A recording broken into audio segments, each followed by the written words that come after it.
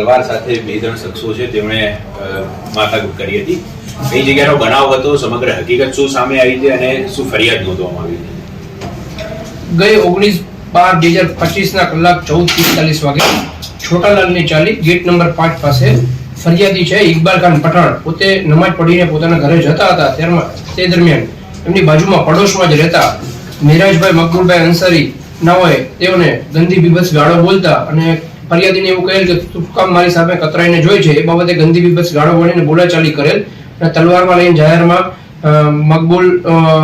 અફસર મકબૂલ અંસારી, ફૈઝલ સબબભાઈ અંસારી અને મેરાજ મકબૂલભાઈ અંસારી ત્રણેય આરોપી નામે દહેશત ફેલાવેલ અને ધમકી આપેલી ફરિયાદીને મારી નાખવાની, જે બાબતે ગોમતીપુર પોલીસ સ્ટેશનમાં ગુનો દાખલ કરવામાં આવેલ અને 3 આરોપીની ગણતરીના કલાકોમાં ધરપકડ કરવામાં આવેલ. સાહેબ, કયા આપણે કઈ કલમો હેઠળ ગુનો દાખલ કરવામાં આવ્યો છે? પોલીસે શું કામગીરી હાથ કરી છે? BNS ની કલમ 296B, 351(3) અને 324(2) જે એક્ટિવાને નુકસાન કરેલ છે તે બાબતની કલમો લગાડીને કાયદેસરની કાર્યવાહી હાથ ધરવામાં આવેલ છે. સાહેબ, આરોપીનું બેકગ્રાઉન્ડ શું છે, શું કરે છે, કોઈ ગુનાહિત ઇતિહાસ સામે આવ્યો છે?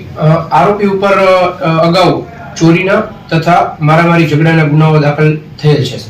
ત્રણે સામે સાહેબ ગુનાઓ છે કે ખાલી એક જ બે આરોપી છે? ત્રણ સામે ગુના છે. કોઈ બેકગ્રાઉન્ડ કઈ જણાવો ને, શું કરે છે, કામ ધંધો શું કરે છે?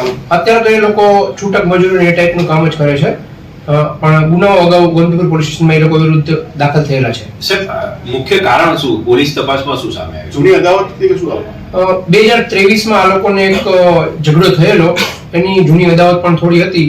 એ તપાસમાં હાલ અત્યારે નીકળ્યું છે કે 2023માં એ લોકોને સામે સામે એક ગુનો દાખલ કરવામાં આવેલ ત્યારે બનાવ બનેલો હતો.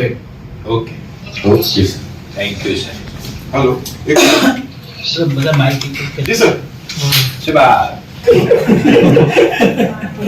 કે મોમેન્ટ હોય તો સારું રહે. વિડિયો છે શું નેચરલ લાગે? બીમારસી વાળામાં લાસ્ટ પડી એમાં PM રિપોર્ટ આવી ગયો કે નથી? બાકી બાકી હતી. રેડી છે 99% રેડી છે.